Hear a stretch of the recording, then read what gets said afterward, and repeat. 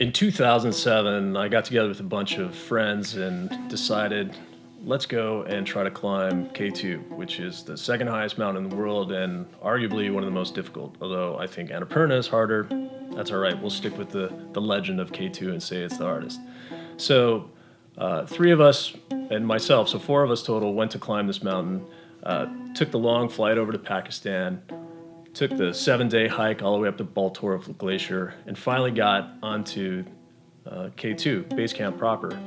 And when I got to base camp, you're in northern Pakistan. You know, it's things are kind of dirty there. You know, it's kind of what you expect when you're in a country where, you know, there's a lot of dysentery, there's a lot of bacteria, things are really clean, there's not a hell of a lot of toilet paper around. So you're bound to get dysentery every once in a while. And so when we got to base camp, over the first couple of weeks of establishing this new route on the east face, I was doing pretty well. I felt pretty healthy.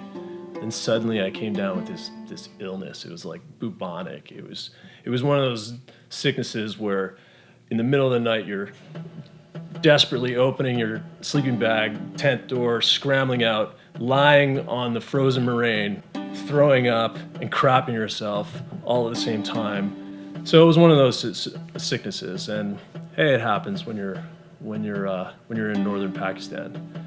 So I started to get better after a few days, took a course of antibiotics. It was really bad, and my friends went up and started to establish a little bit of the route on the mountain. And I decided to figure out why the heck that I got so sick, and started to walk around camp a little bit.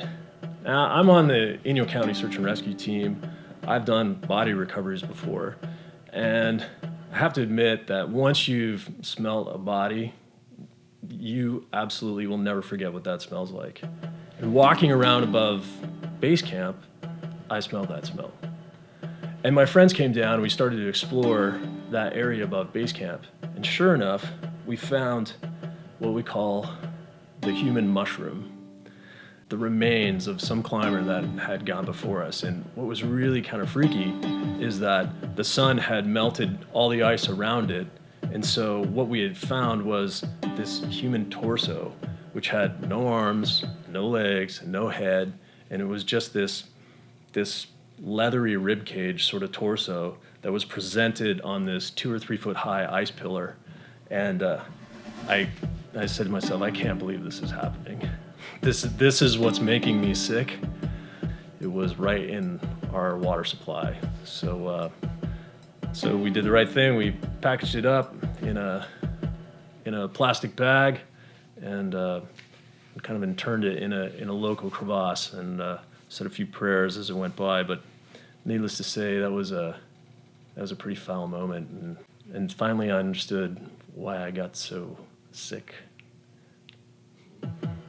Kind of makes me a little queasy just thinking about it. Can I get some water or something?